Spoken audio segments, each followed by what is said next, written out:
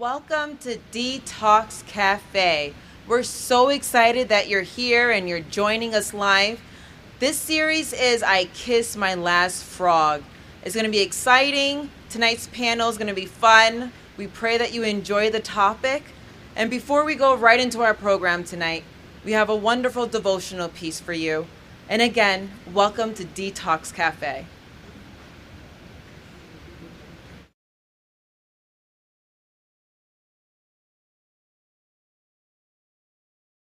Hello, my name is Jules Jean Baptist. It's a pleasure to be with you here today, and I'm going to be taking you to today's devotional, and it is entitled, Thou Wilt Revive Me. And the scripture for today is taken from Psalms 138, verse 7, and it says, Though I walk in the midst of trouble, Thou wilt revive me. The Hebrew rendering of the above is go on in the center of trouble. We have called on God in a day of trouble. We have pleaded with his promise of deliverance, but no deliverance has been given. The enemy has continued oppressing until we were in the very thick of the fight, in the very center of trouble. Why then trouble the master any further? When Martha said, Lord, if thou hadst been there when my brother had died, our Lord met her lack of hope with this further promise. Thy brother shall rise again. And when we walk in the center of trouble, we are tempted to think like Martha that the time of deliverance is past. He meets us too with the promise from the word. Though I walk in the midst of trouble, thou wilt revive me. Though his answer has so long delayed, though we may still continue to go on in the midst of trouble, the center of trouble is the place where he revives us, not the place where he fails us. When in the midst of the hopeless place, the continued hopeless place is the very time when he will stretch forth his hand against the wrath of our enemies and perfect that which concerns us, the very time when he will make the attack to cease and to fail and come to an end. What occasion is there for fainting? And there is a poem that goes with this, and it's entitled The Eye of the Storm. And it says, Fear not that the whirlwind shall carry thee hence, nor wait for its onslaught in breathless suspense, nor shrink from the whips of the terrible hail, but pass through the hedge to the heart of the gale. For there is shelter in the sunlighted and warm. And faith sees her God through the eye of the storm. The passionate tempest with rush and wild roar, and threatenings of evil may beat on the shore. The waves may be mountains, the fields battle plains, and the earth be immersed in a deluge of rains. Yet the soul stayed on God may sing bravely its psalm. But the heart of the storm is the center of calm. Let hope not be quenched in the blackness of night, though the cyclone a while may have blotted the light. For behind the great darkness the stars ever shine, and the light of God's heavens his love shall make thine.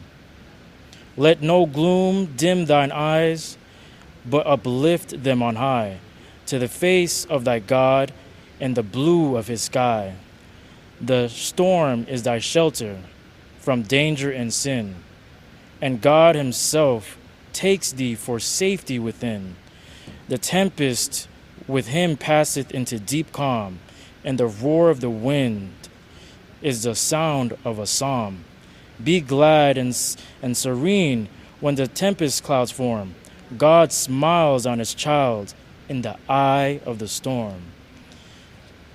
When we go through our many storms in life, we are made weak and weary because there seems to be no end in sight, to the point where it seems like the hopeless and pointless it's hopeless and pointless to continue fighting the countless battles and constantly weathering the storm. It is during the helpless and pointless times the storm is strongest, and while it's hard to depend on God during these times, it is important to wait on God a little while longer, because that's when He takes us to the eye of the storm. And believe it or not, that's where it is the most calm. And you would think that's where, it is way more like strong, like the storm is a lot stronger and harder to weather, but it's not so. It says in Psalm 71:20, "You who have shown me great and severe troubles shall revive me again and bring me up again from the depths of the earth." And in Matthew 11:28, it says, "Come to me, all who are labor and are heavy, and I will give you rest." So it's important to trust and believe in God's promises and to remember it is He who tells our storms, "Peace, be still."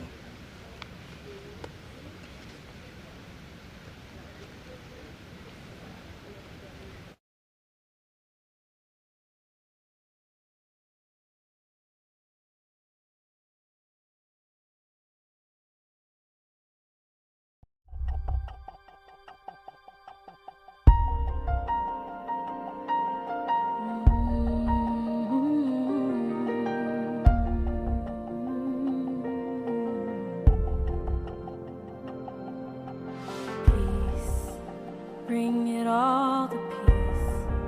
The storm surrounding me, let it break. At your name, still. Call the sea to still. The rage in me to still. Every wave. At your name, Jesus, Jesus. You make the darkness tremble, Jesus, Jesus. You silence fear, Jesus, Jesus. You make the darkness tremble, Jesus, Jesus. Breathe, call these bones to live, call these lungs to sing once again. I will praise Jesus, Jesus. You make the darkness tremble, Jesus, Jesus. You silence fear, Jesus, Jesus. You make the darkness tremble, Jesus, Jesus. Your name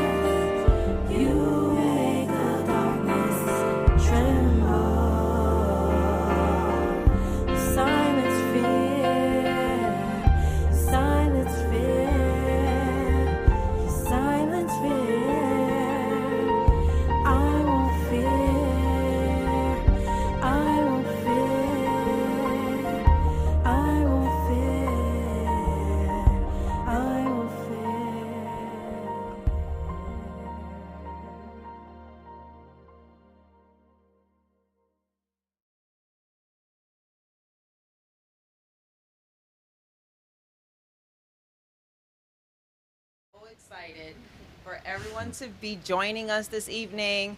This is Detox Cafe. The series for the weekend is I Kissed My Last Frog. And we have life coaches Nekia Foxx and Assel Jean-Pierre joining us. And this is going to get interesting. We're going to share our story time tonight. On top of our story time, we're going to share our experiences on how to get over these hurdles. And it's going to be rocky, and we hope that you enjoy it, and we hope that you learn from it, you gain different perspectives as well.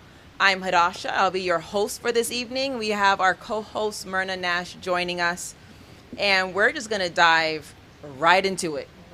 We're going to dive right into it.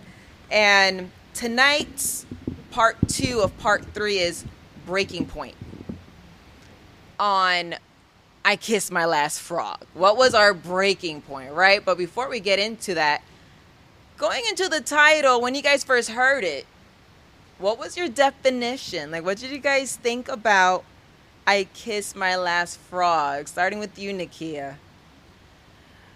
To me, it was about the moment before it all happens.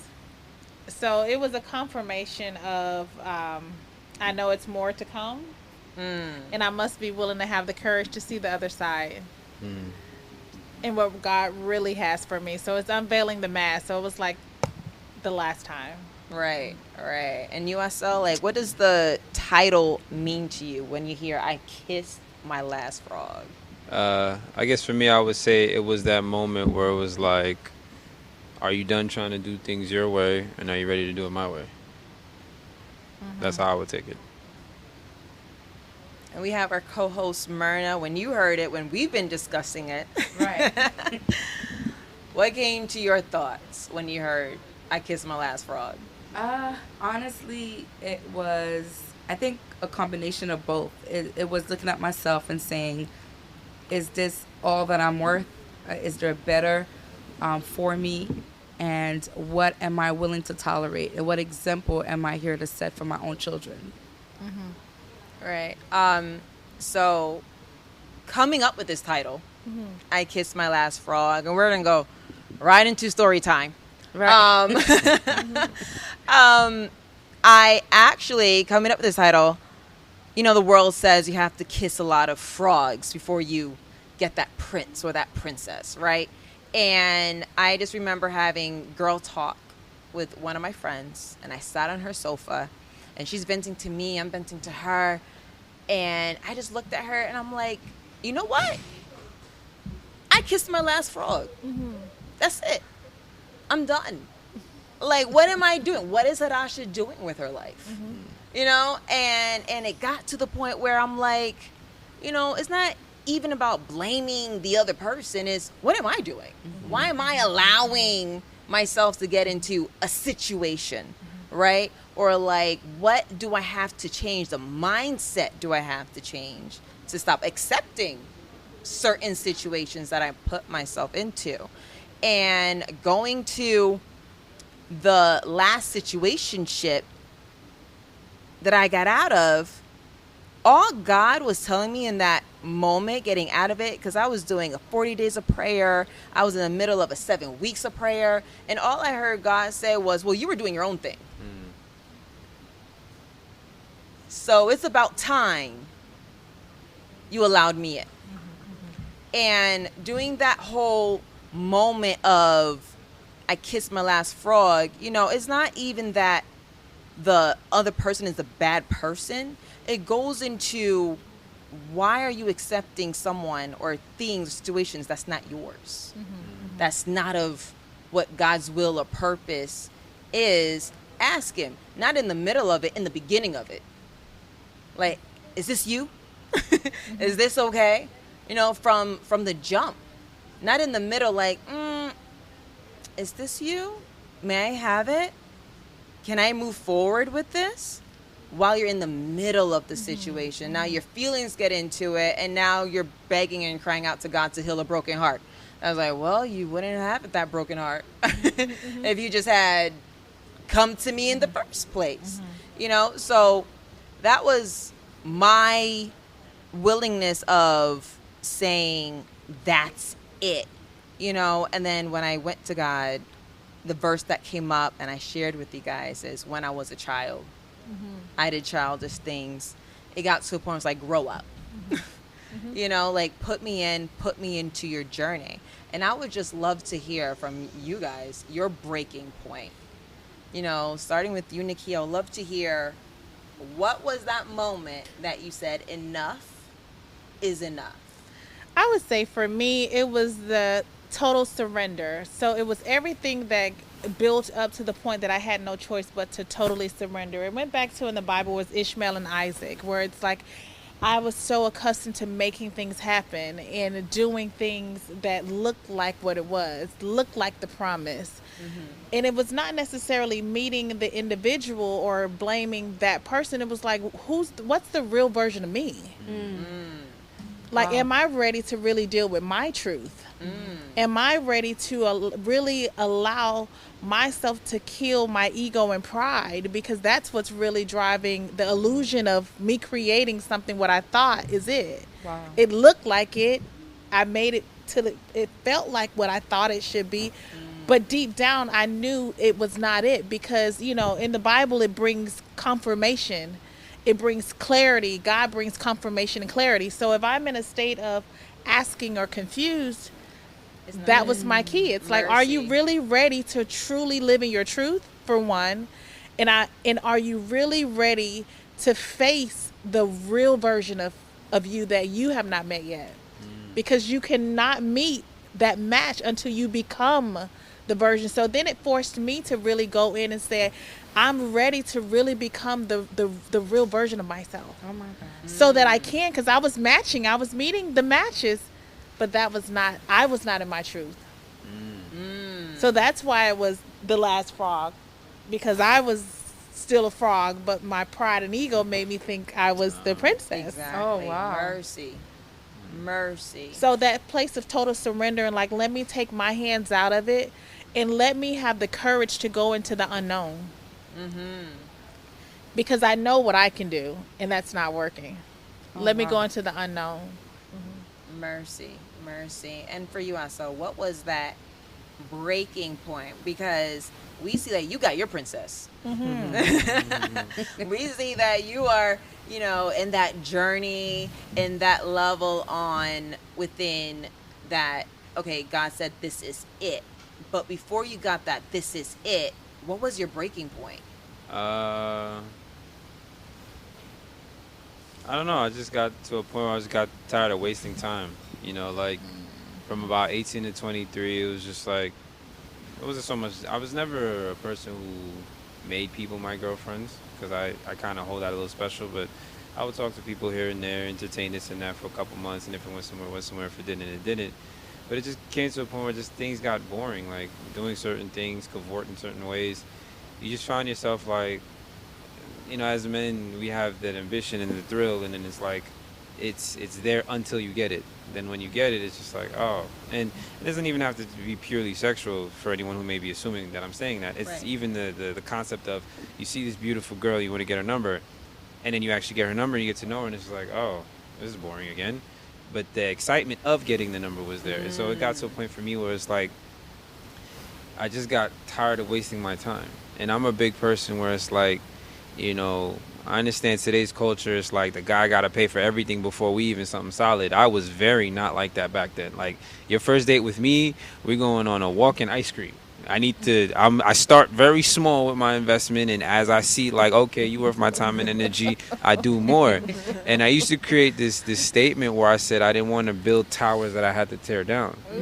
And what I meant by that is like, you're sitting there, you're talking to this person and sharing with this person, and then they meeting your friends, and then it doesn't work, and that's a waste of time. And then you go to the next person, and you're doing the same thing. And then it's like, now there's 6-7 people out there in the world that kind of know some intimate things about you, but are not your forevers. And so I Mercy. came to a point where I was like, all right, God, I done tried to do this my own way for a while now, and it's just not working. And, that's when I went on that 5-year journey of being celibate, and him preparing me for marriage and preparing me for, everything that I stepped into. And that journey wasn't just, okay, I found my wife. It was, okay, God was like, look, this is your life, but if you give it to me, there's so much more I could do. And the same principles that I used to get married are also the same principles for my job, for my business, where I live, you know, and I live a life that I, logically speaking, should not be living. But it's because I'm in that position where I'm like, all right, God, you do your thing. God has me in positions I would have never been in. So it really just took me to a point where I was just like, all right, the way I'm doing things is not working. I'm tired of this cycle. And I was like, enough. God, let's just do it your way. And it's been like that in all things since then.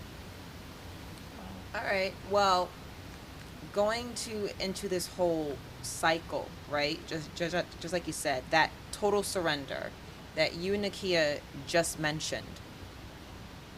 What does that even look like? To me, it looks like a blank canvas. And it's the total surrender is, when I say the unknown, that's the phase. Like, for instance, in life, in order to enjoy, in the Bible, the land of the milk and honey, well, the promise, you must take a leap of faith, right? Yeah. So in order to receive what God really has for you in every area of your life, you have to go through a season of taking a leap. Yeah. So to me, it was, okay, I'm really about to take this leap. And I have to trust that I'm going to be caught. I'm going to be safe. Yeah. It's going to, I don't know what level it's, like, I don't know the next step, but I'm willing to go into this new journey, being able to know that it's better than what I could have ever imagined. Right. So it was the willingness to allow this new painting to be presented to the world that you don't know what it's going to turn out and look like. But you know it's going to be magical, you know it's going to be amazing, and he's going to bring it all together. Right. Right. And we want to hear from our co-host, Myrna. What was your breaking point? I'm so laughing. He knows me so well. I was so stubborn that I didn't realize that there was many signs. But I think for me, it was after everything happened. So it wasn't like a post. It wasn't before. It was literally after. And again, it was sitting down with people that cared for me, and now was giving me a perspective of what they saw when they saw me. And I said, I'm so tired of being looked at as if I didn't know my own worth, as someone that was weak, and someone that didn't have values. And I just got tired of it. I got tired of looking at my girls staring at me and wondering, why am I even wanting less for myself?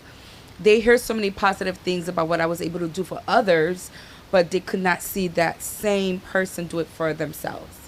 So it was a moment of surrender. I think all of us spoke about surrender, the where we surrender to God. And for me, I'm in that season right now. I did the leap, and I'm still falling, and I'm still trying to wait to see where I'm going to get caught. And it's a scary process, but I think that in the same token, it feels so free. I feel so free in the sense of I'm literally going to land wherever God wants me to land, right? And so I think that's the exciting part of it for me at this point. What would you say that, and this could go for both of you, would you say that, or even you as well, that moment, like, do you remember the specific moment?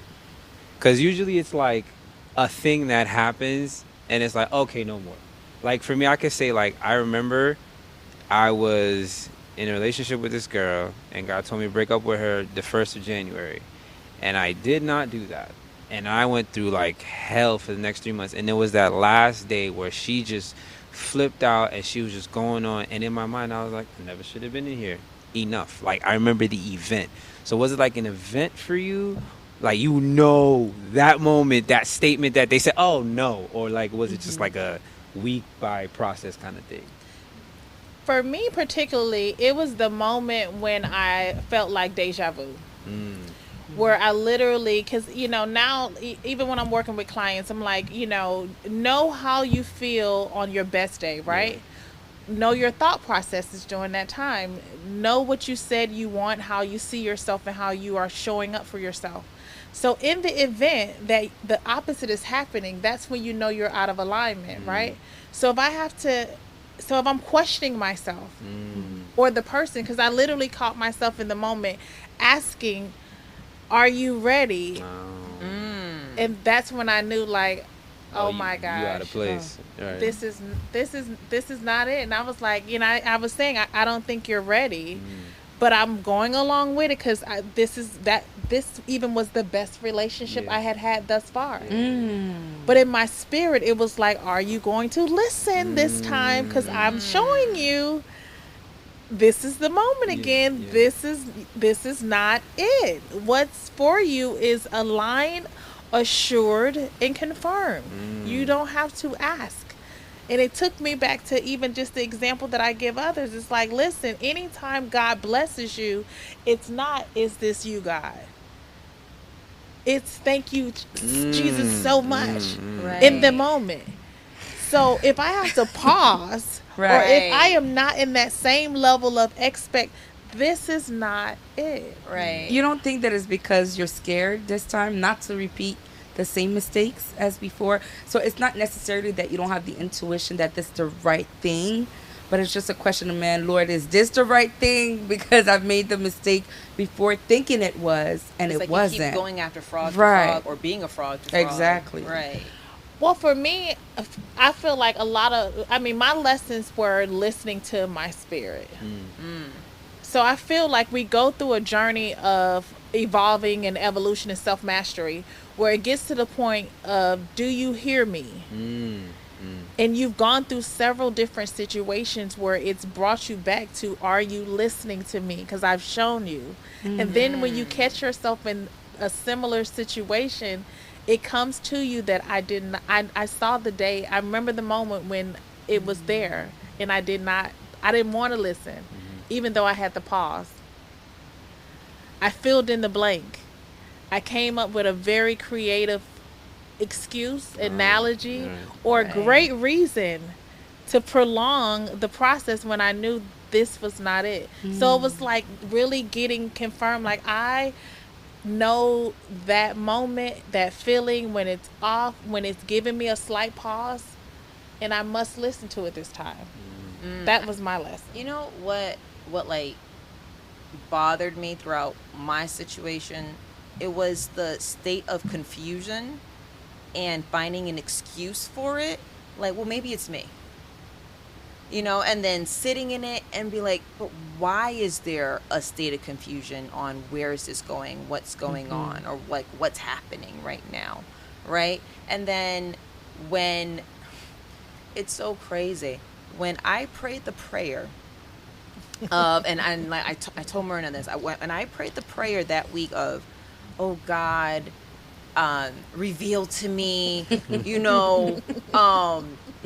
who's not supposed to be in my life, won't be in my life, for like the both of us, right? I'm praying for like the both of us. Little did I know that 3 days later, God's like, okay, cool, this one. Done. And it's how it happened. You feel so sucking in, like, no, I was praying for somebody else. Right. I was praying about like somebody else, like not this situation. And it got cut in a way where it's like severed. Because when you pray that prayer, right, sometimes you might detach, but there can still be a way to come back. Right? Once you ask God to reveal and what's not for you to remove, it's like, okay, cool, severed. Like there's no even a way to even come back around. Your whole emotion is just like, oh, okay, this is what we're doing. And it's just like there's like a meme online where like where the guy is holding on to the camera and stuff like that, and God is like, all right, not now, wait for it, hold on now. And you're like, everything looks so chaotic, your emotions are just all over the place. But the beautiful thing about God, even when everything is so chaotic, you still feel at peace.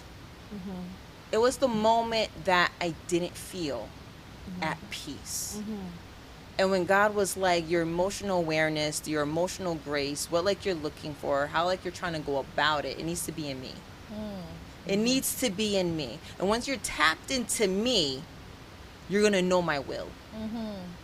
You're going to see it. You won't even want to entertain it Because you're within my will, and you know that that's just not it. That's not it for you, for your purpose, for your journey. This person has another journey that I'm taking them on. So this is not, both of your paths, it's not the same. Yeah. It's not the same. And if you allow me to show up and show out, I can show you. And I think what happens, just like you said, the ego, the pride, and we're so scared to keep fumbling without even realizing it that we're fumbling. So we take that control, like, oh, I got this. I got this. And God's like, no, you don't. You know, it's just an automatic thing. And that's where we go into emotional maturity and awareness. You know, and for you guys, what does that look like to you now at this age on for you not to continue having a frog mentality? What is emotional? What? Emotional awareness and maturity. What does that look like inside of you to continue on in a healthier path? I mean, I guess the way I'd answer that question is, I think once you start to get to a place where you just want to do better for yourself, that already kind of starts that process of self-awareness. And so, you know, you're kind of like, okay, how am I reacting to this? How am I reacting to that? And now if you kind of go deeper into that process, you go from how am I reacting to why am I reacting like this? Which then opens the door to therapy and understanding this happened when you were 12 and you're doing this and da-da-da-da, and you kind of start to evolve and you heal what you can heal and you manage what you can manage. And so I think within that whole kind of melting pot, you know, we have the emotional maturity, which I've always defined it this way. I always look at maturity as the balance between your self-expression but consideration for people's reactions to that expression. Right. So someone who is extremely immature will just do what they want regardless of how other people may feel. Someone who is the opposite of that never lives their reality because they were trying to people please. So maturity is finding the balance where you can be yourself but also, you know, be respectful and mindful of the people around you.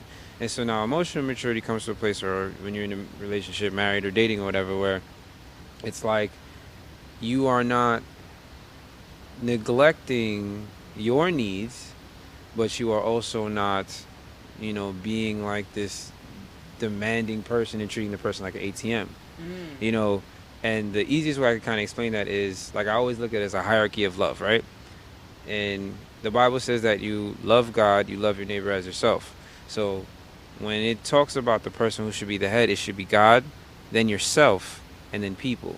And what that means is that whatever is at the top is what you will do to please. Everything that you do pleases whoever's at the top. So if you're at the top of this, then everything that you do is to please yourself, even if it's at the sacrifice of your relationship with God or the sacrifice of your relationship with people. If people are at the top, you do everything to please people, even if it's contrary to yourself or to God, even if it's not good for you and it's contrary to God's. But when God is at the top, you then do everything that you do to please God. Now, the mistake people make is they put God and then people and then themselves last. And that's not the correct order, because it says you can't love people unless you love yourself. So it would be God, yourself, and people.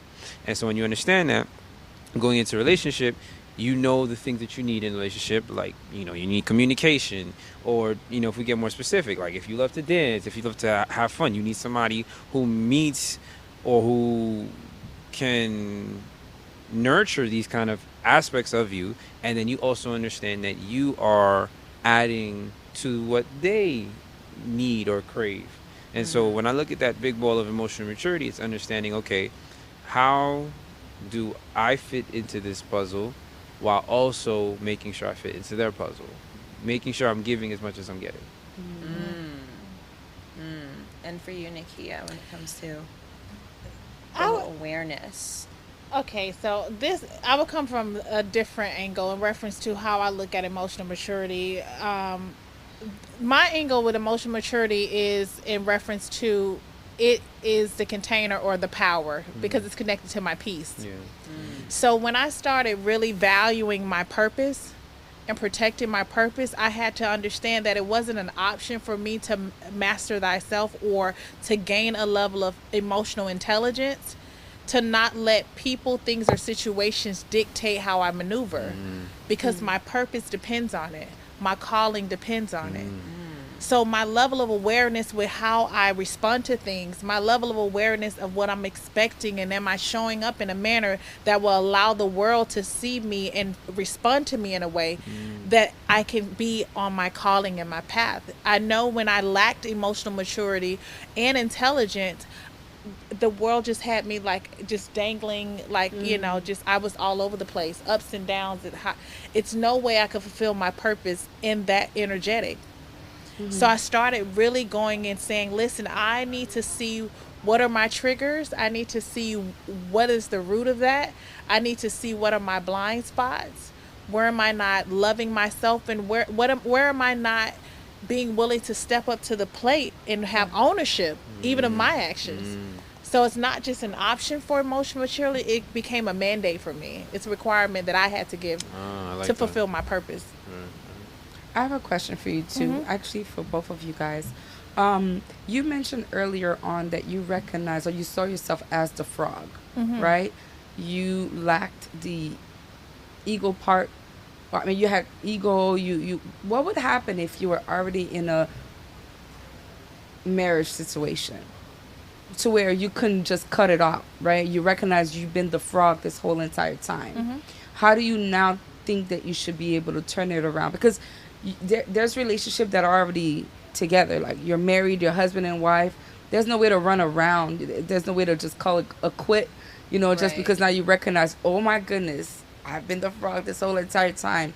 I haven't been trusting God, you know, and all of that. So what happens when you are in these particular relationships for those viewers that are in relationship and now they're recognizing themselves as a frog, or they are dating a frog or married to a frog? How do we now try to change that and turn that person into, I don't even know how to, you know, prince and princess that that like we're called to be in the first place. We were called to be in the first place. Like how I know I mean, I personally feel as though, okay, if I were in a situation already and I'm now finding out and being brought aware that I want more and it's more for me, and what I'm in right now is not quite in alignment, I now have to inform the individual of where I am in my truth and see if they are at a same place in reference to where they are in their truth, and if they're willing to grow, because it is a level of acknowledgement. First we must admit, acknowledge, and then act. So are they in a place that they're ready to grow, or that they want more, or to align? Because we can all start from where we are, but are they there as well? And are they willing to be? Yeah, I 100% agree with that. Like, I think people have the misconception that, like, you know, when you get married and you know that God, that's the person that God gave you, like, oh, it's all happy ever after. Like, no, nothing like that works, you know. Yeah. And I think this is the part where sometimes we, specifically Christians, kind of confuse how blessings work. It's like God gives us and blesses us things, but it doesn't end there. You have now been given an assignment. You have to maintain. God gives you $1 million. It's not just I gave you. This is an assignment. I give you a thriving business. I give you gifts. It's an assignment, and how you steward it is determining on whether it will flourish or will grow. Whether I will give you more gifts, more blessings, open more doors for you. So in the same way, a relationship is the same exact way.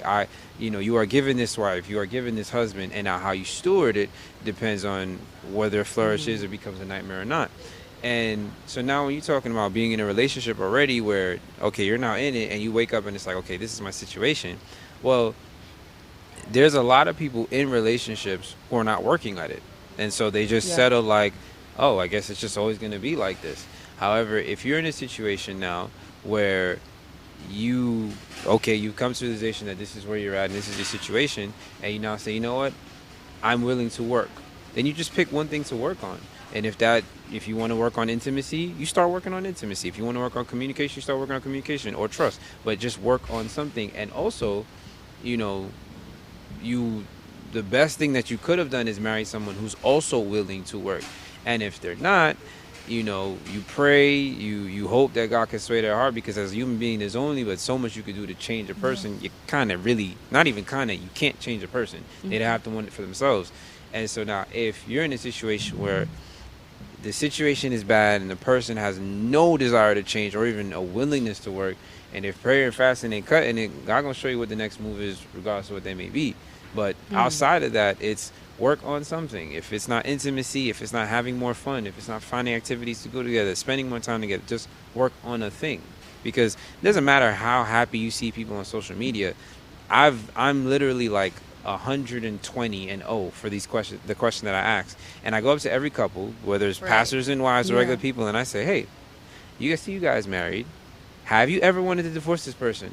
No one has ever said never. Everyone always says there has been a point where I did want to divorce this person. And this is the most happiest of couples I've asked, the most religious, you want to say, of people, and they all say yes. And I start finding out, like, okay, the difference between the ones who did get divorced and who didn't is what was the foundation of your relationship? What was your relationship standing on? Was it what I wanted, or was it something greater than yourself? And when it's greater than yourself, then now when it comes into putting in the work, it becomes a little easier.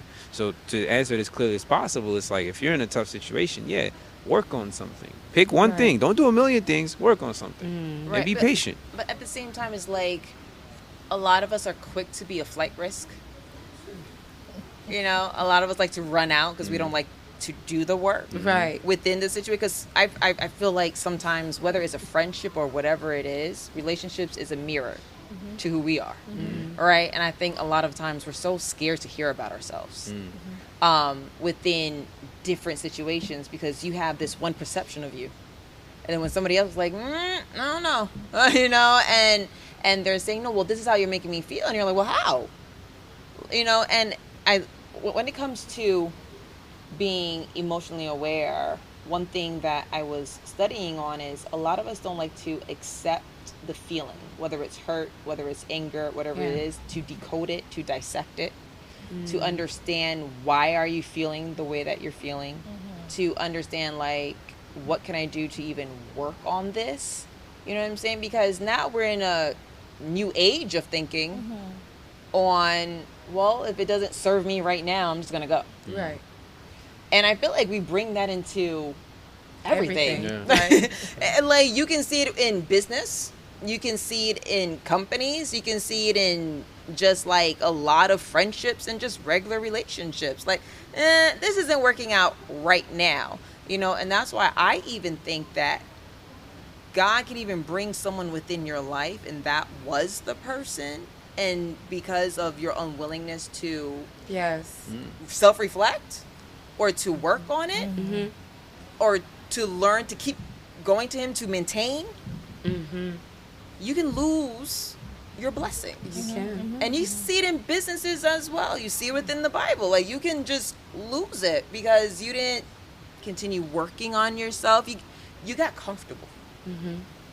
You got comfortable. You know? So not to say much, but for exactly what you just said is why I came to a place, and this is my only personal view, that I don't believe in dating. Like, I think dating is a complete waste of time, because in the same way that we have finite willpower, right? I believe that there are also things we have finite amounts of, and that could be finite amount of grace, finite amount of patience. And now what happens is God gave you what you needed for what his plan for your life was, for the person that he had chosen for you. But you decided to waste some grace on this person, waste the majority of your patience on that person, waste the majority of your understanding and trust on this person who never deserved it. So now that you finally meet the person that God had for you, you all tapped out and you can't even see, and you don't have nothing much left to give. And it's like, when you look back, it's like, man, I wasted so many years and so much of myself on people, and I got nothing to show for it. Right, you're at capacity now. But you know what's happening? I don't know if that's kind of what you're saying, but it's when you've put so much effort into the wrong person. That's it, exactly. Yeah. When the right person comes, you're fed up. You ain't got and nothing this left. is why I was saying, you know, to kind of like rebuttal a little bit of what you were saying. My spirit can tell me all day long that this is the right person for me. And now you're tired. But because I am so tired of or I may see certain traits of that person that reminds me or triggers me, you know, and for me, I'm like, oh, I'm not going through that again. I've been through it. So it's almost now you're looking for this perfect picture, perfect for me, perfect man that has everything laid out for you, so that you don't have to build, that you don't have to not necessarily build, because I know some people don't like me saying the building of the man, not building, but you know, you're just ready to like hop in the vehicle as they're driving, Right. and we're ready to go, you know. And so this is where I feel sometimes, even when God give us now who was meant to be ours from the get, right, but because we are so mentally, emotionally exhausted, now we're just questioning, is this truly who you're giving me? Because this is going to require work. It's going to require communication. It's going to require patience, understanding, compassion. Right. And you may no longer have that in you to give because you're so drained. I feel like for me personally, I don't open myself back.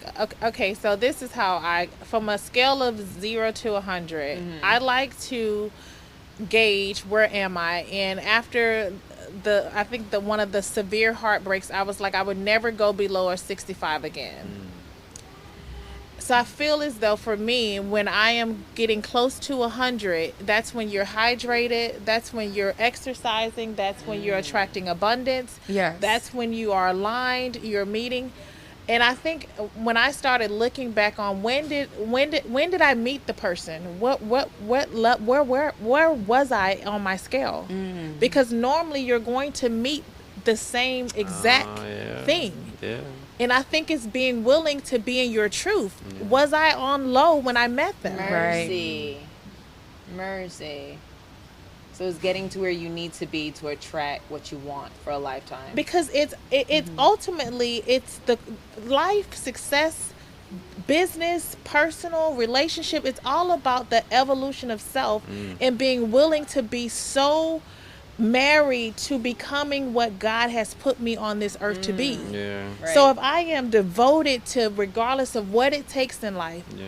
whom it takes in life, I want to become that person, and I'm willing to do whatever I have to do to get there. Feelings don't matter. That's right. Yeah. The work that I have to do doesn't matter. All that matters is the big picture. That's right. And as long as I'm becoming the best version of myself. So I would tell anybody, for me personally, I go on that scale. And normally when I am attracting the false, I was not at my highest self. Yeah. I love that. Because Yeah. now I'm thinking I about it. like I'm that. like, when I was in the Yeah. worst, most toxic relationships, it was when I was like not feeling good. You know, I just, all right, I just need a Bored. placebo. Exactly. Yeah, Yeah. bored. That's literally what it was. But I you was know bored. what? This is why therapy is so much important, because I was in a great space of myself when I met certain people. And then after meeting them, I got into a shell because now I was afraid to revisit what I visited when I wasn't. You see? So I feel like that's where therapy come into play, because when you are so sure of your now version of who you are, it doesn't fluctuate up and down. So that fear of you going back does not come back to you, because now you're so sure that you're in a better place and you're going to make better decisions. And, you know, I guess everybody has their own journey and go about it differently. Some are forceful because until you get pushed into it, you just won't ever even take the chance. And some go through the journey because they're being obedient, you know. So I think it's completely different. So it's all about self-care again, like you mentioned. It's making sure you understand you, so that even when you go into your highs and lows, you know that you didn't make any mistake in decisions that you took, because people are going to go up and down in relationships. They're not always going to be at their best. So the question is, at that point, how do you maintain it? And it's just like what Shasha was saying. Right. Prayer. But don't you believe that at the same time, I think that's what even Pastor Aaron said the last time. I feel like once you go into someone, like you are with someone that even starts with the abundance mindset that wants to work with you, I think what people forget is that commitment is not a feeling. Commitment is, I'm with you for the bigger picture, Yeah. for the bigger goal. Because I'm not always going to feel 100. And you almost want to feel that stability, because I think my biggest thing when it comes to anything is stability.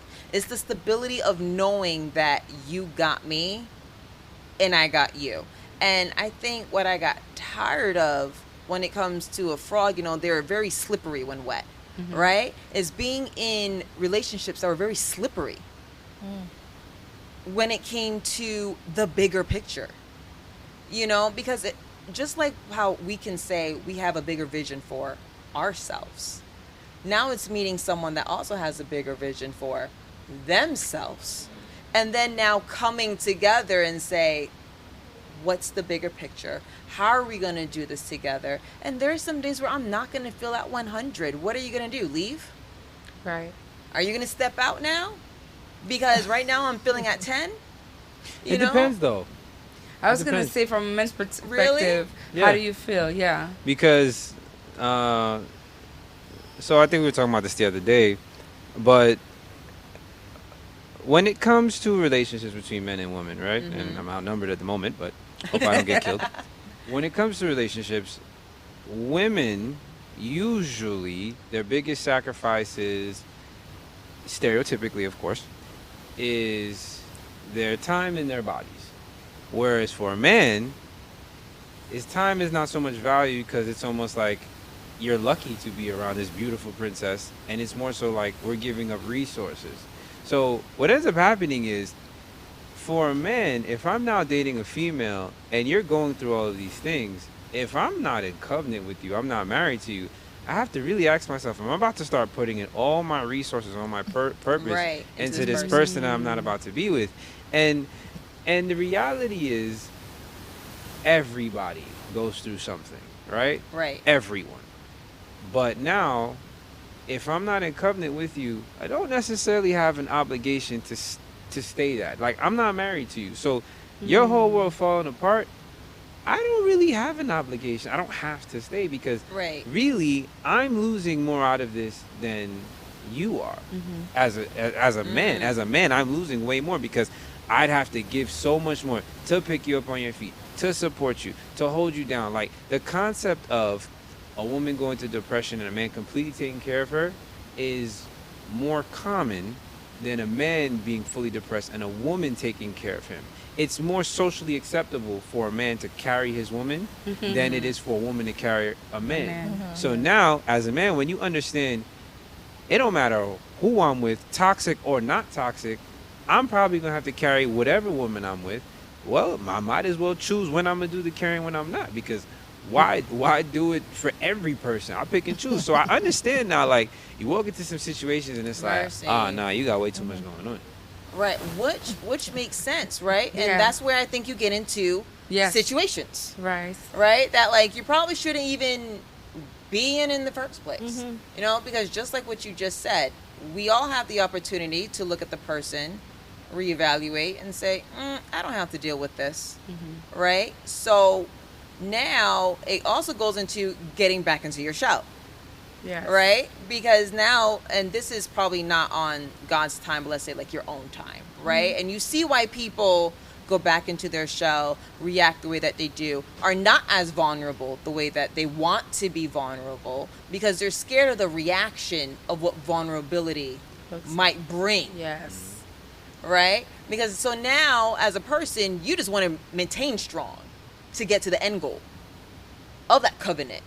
Right? Because now you're scared. Oh, well, if I show a bit of vulnerability to this person, are they emotionally strong to accept me? And the beautiful thing is now, I'm like, yo, be vulnerable. Find out from the beginning if they can or not. It will save you so much time if this person is mentally strong or not, or even wants to be mentally strong for you. Yes. You might just be a fun time, not a long time. Find out right now. Be just a hint vulnerable. Don't get the full picture. Just be a hint sometimes. Even that I gotta push up on, because what, I have to choose my words wisely here. What I allow myself to experience with my wife being married, I would never with anybody else. No way. Not even close. But because that's my wife, it's like, oh, we better for worse. So hey, this is what you're going through right now. You having a tough day, tough week, tough month, tough years. All right, I married you for better or for worse. Anyone outside of my wife, I'm not doing that for. I feel for me personally, I mean, I can agree with that. I think men take it because I feel like the emotional aspect is a larger investment in that concept to most men. For me personally, I am going all in if you qualify.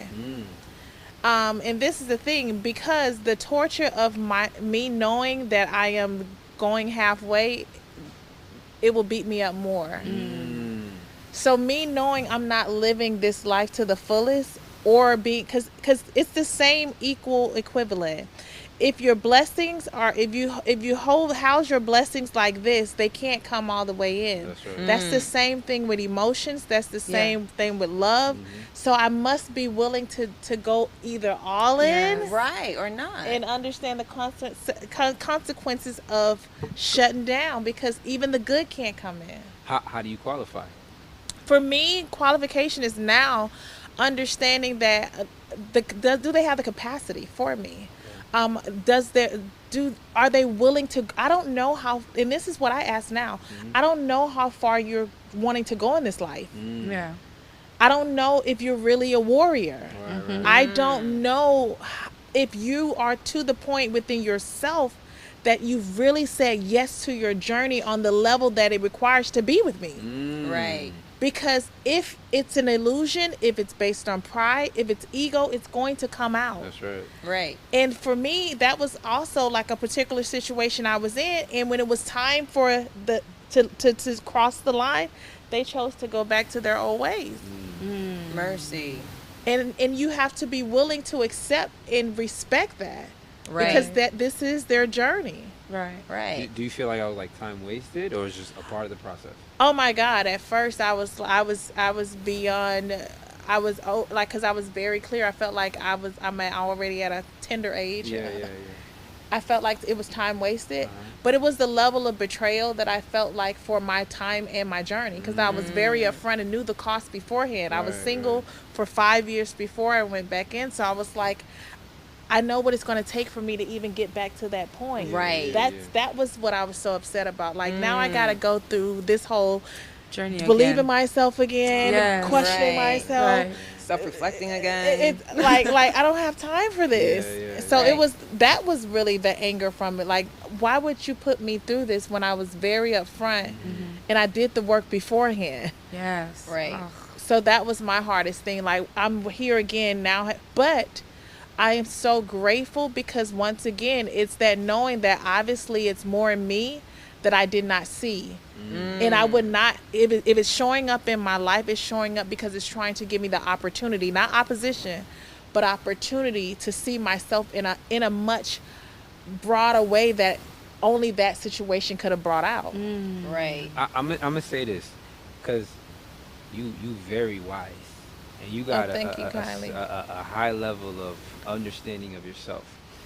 And so how do you differentiate understanding the role that you played as opposed to not blaming yourself? So the role that I played, so the role that I believe I played versus not blaming myself, I feel like when I embrace both sides of the coin. So respecting the version of give myself grace, but knowing that I had to go through that to be who I am today. Yes. Because every relationship I said thank you afterwards. And I had to literally say, because one might have taught me you will never get my emotions again, and then nothing after that Right. ever got my emotion again.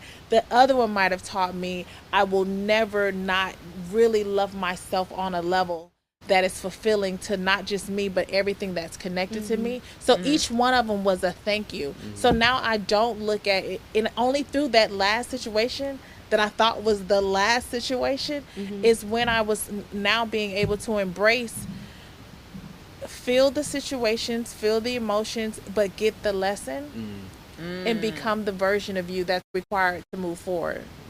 Right. I was I speaking to love- someone. yeah, go ahead. Sorry. I was speaking to someone, and they told me that nobody makes bad choices. Basically, in life, we have bad experiences. Because if we were given the opportunity to choose and we already knew what that choice was going to give us, we wouldn't have done it. If you already knew that your marriage was going to end up in divorce, you wouldn't have married that person that was given to you. If you already know whatever the situation may be. So it's almost an experience. And as you mentioned, I think that situation and life bring new version of who you are, because now you are defining yourself into it, recognizing what makes you happy, what does not make you happy, and what you're willing to do in a relationship for it not to happen again. Because again, I'm in a state of mind right now where I'm not wanting to point finger at who did me wrong. I want to see what I could have done better to improve this relationship, even if there was cheating and this. I'm not even looking at what they did. I want to see, what did I do what could I have done better?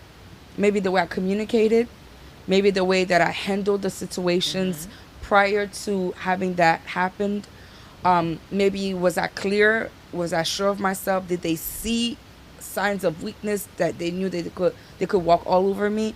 What did I do? What could I have done better to avoid what happened? So I'm now trying not to point out the, finger all the time. This is why I'm having more and harder time when we talk about depression and everything else related, anxiety, because now I'm saying, okay, I realize I'm dealing with these situations. So do I need to cause my partner to feel that every single day and forget about how they feel?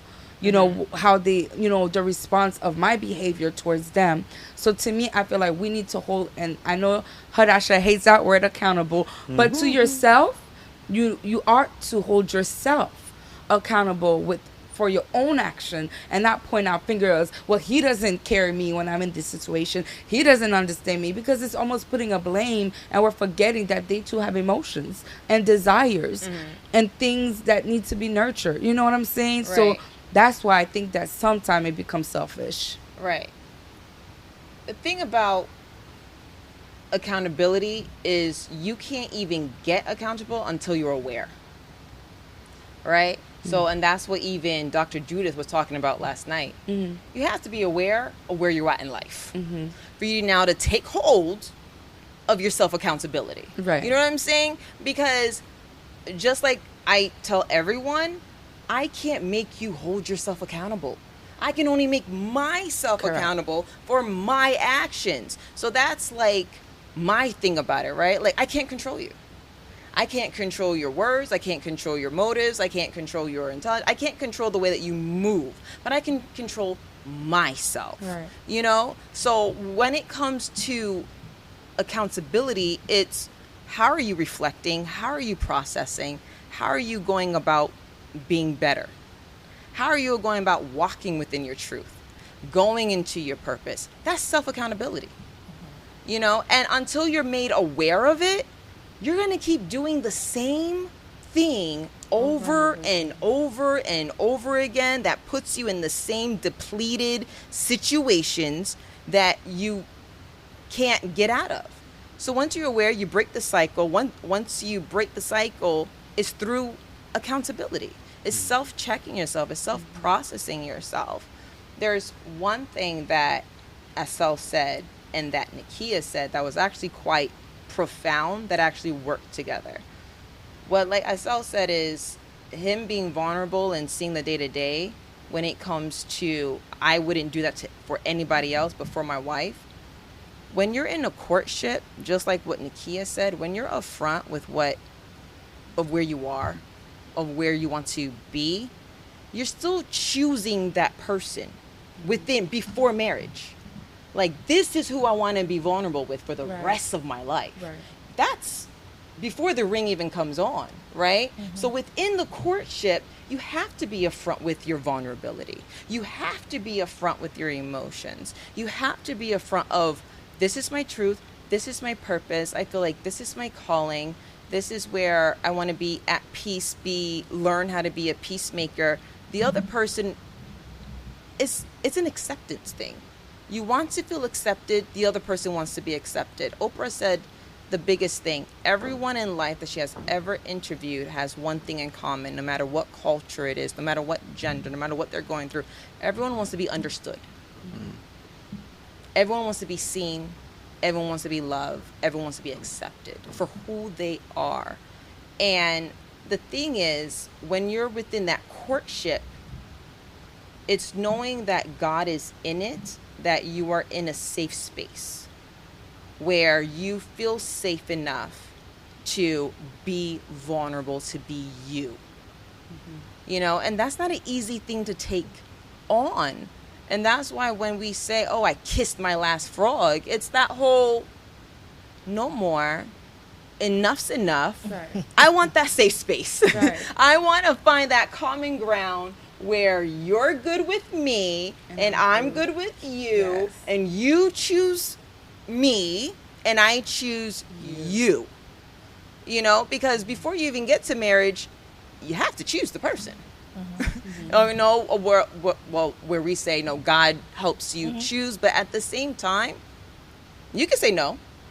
You can say no. God can present the person. You're like, no, you know, so you want to feel that, okay, this person chooses me, you know, and it gets to the point of, you know, this culture of selfishness, this culture of, well, what about me? You know, and I love what Assel said with the whole, when it comes to the maturity aspect, that's how I feel like you really know that you're ready. That you can now hold emotional space, not just for one, but for two. You're at a great mind space where you go, well, okay, you know what? I'm willing to learn to hold emotional space for two. Because now when you have kids, I'm holding emotional space for you. I'm holding emotional space for this one. I'm holding emotional space for this baby. You know, like, you have to learn how to open up your heart and your mind and your senses of reflecting, you know? And with that being said, I know that we're starting to wrap up a bit now, which we could probably sit here and keep on talking more and more about this, but I would really love to know your thoughts when it comes to lean not unto your own understanding.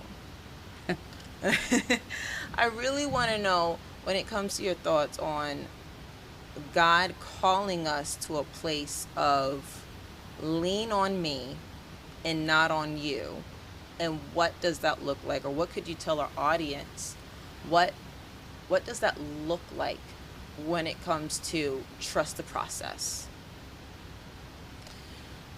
Lean not on your own understanding. To me, it goes back to, it's just like these glasses. Every time I get my prescription 2 years ago, I can't see out of them versus my prescription now. Every time God reveals a new version of me, I must be willing to accept it and not let my pride and ego tell me what it should look like.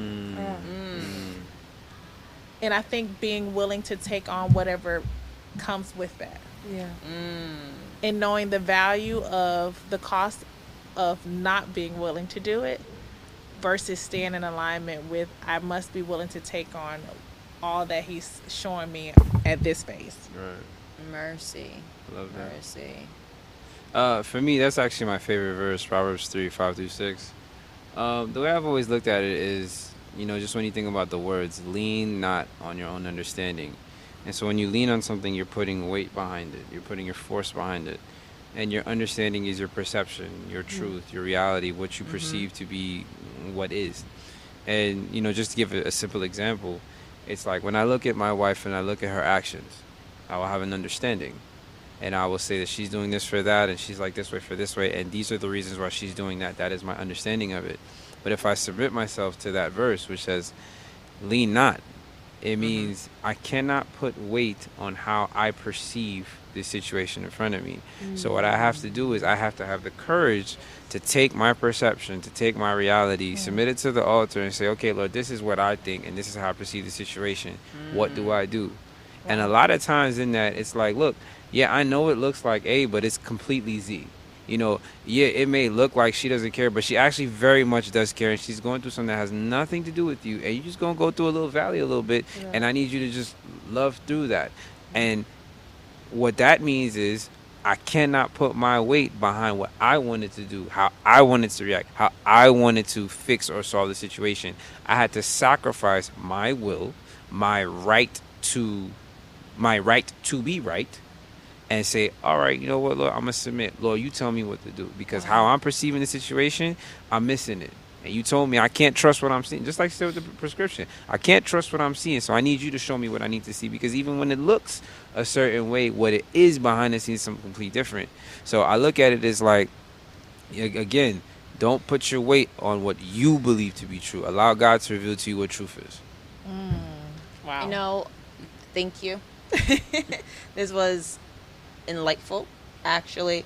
The beautiful thing about detox, and we all say, I view it as group therapy.